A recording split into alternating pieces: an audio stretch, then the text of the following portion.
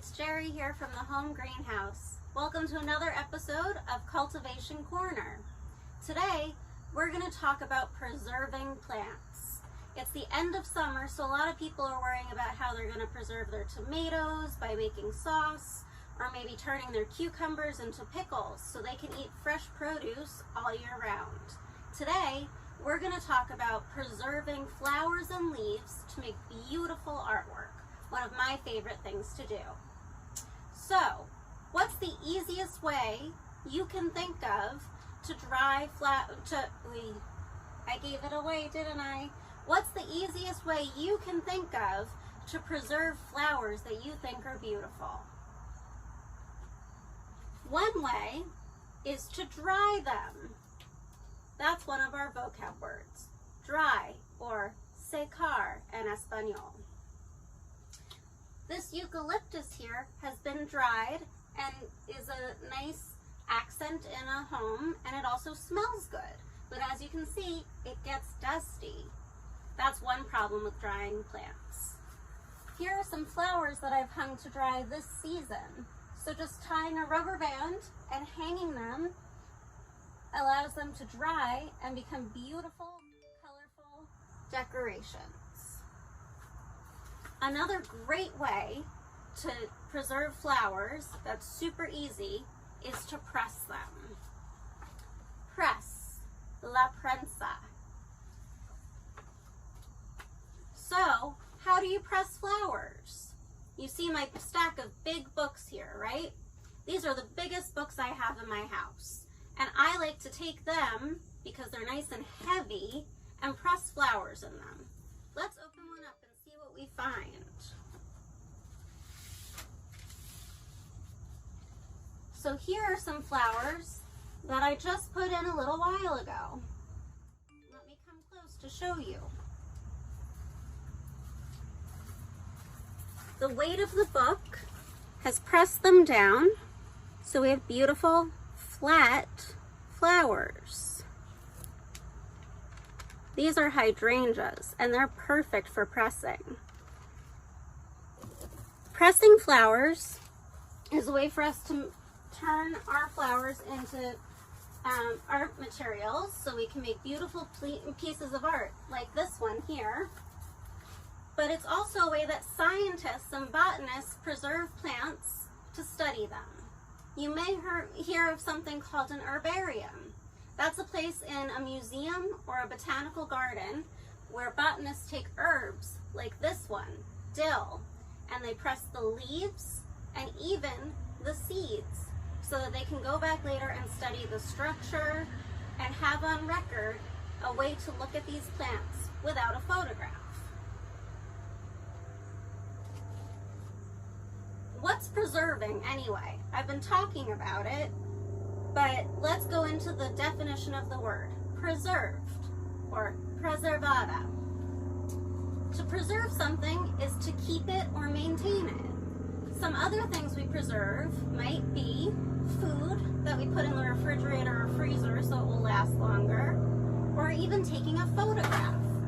Taking a photograph is a way that we preserve an image, so we can keep it and look at it forever, right? Another way people preserve plants is by saving seeds. Here are a bunch of seed heads from my garden for plants that I want to save so I can plant the seeds next year, similar to the sunflowers we talked about last week. So this is a way to preserve plants for planting them, not for making artwork. But back to artwork. Here's a fun way for you to preserve a plant. And it's really simple and easy, and I think a lot of fun. These are clay dishes that have been imprinted by flowers or leaves. This way, you're not keeping the actual plant, but an impression of it. You see the lines, the veining of a nasturtium leaf, and here you see imprints of a flower and a leaf that goes with it. These are great to decorate or give as gifts. Do you want to try to make one together? I think we should. This is something you can try at home if you have the right tools. All you need is air dry clay. I'm using a saucer to shape the dish, but you can use anything you find around the house. A little bowl, a plant saucer if you have one, or you could just cup it in your hand. Let's see. And I have all these fancy clay tools here, but you don't need that. You can just use your fingers or a regular little cutting tool, even a chopstick. Anything works. So you take your ball of clay, roll it up, and then you want to flatten it out. So I'm going to take the palm of my hand and just push real hard. You want to make sure you're doing this on a flat surface, okay? Then I'm going to use a little rolling pin. You can use a marker, anything round that you find, and I'm going to press it thin and make it about the size I want it. Not too thin, because if it's too thin, it will break once it's dry. So it's about 1/4 of an inch thick now, okay? Your adults can help you figure that out. And then I need something to push into it. So I'm going to take one of these beautiful nasturtium leaves. I like nasturtium leaves because they have a lot of interesting veins in them and they're a cool shape. So you're going to put the leaf backside down because that's where all the interesting stuff is happening.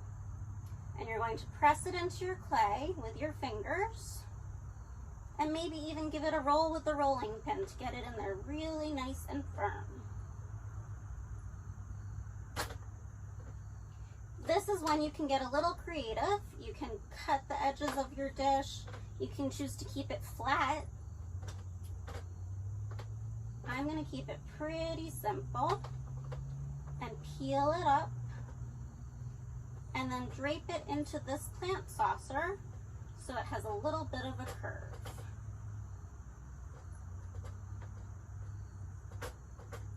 That's it. Now I'm going to let it dry overnight. Tomorrow I'll peel the leaf off and I can paint it if I want to or leave it plain. That's how I made a dish like this one right here. There are some other ways to preserve plants that are a little more complex. One is called Hypertufa, which is a fancy word for using cement and a big leaf or a small leaf, but usually a big one, to make something like a bowl or a bird bath.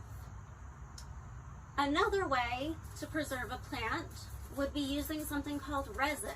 Now this is something that's a little difficult to work with, so you would need your adults to help you. But it's a cool way to make something clear, like a coaster or a nice orb to sit on a countertop, and you can see right through it to see a beautiful flower. You can even add glitter and other things to make it extra special. My favorite way of preserving plants that I haven't even tried yet, but I want to, is making something called a cyanotype. I'll show you now a short video of how that's done.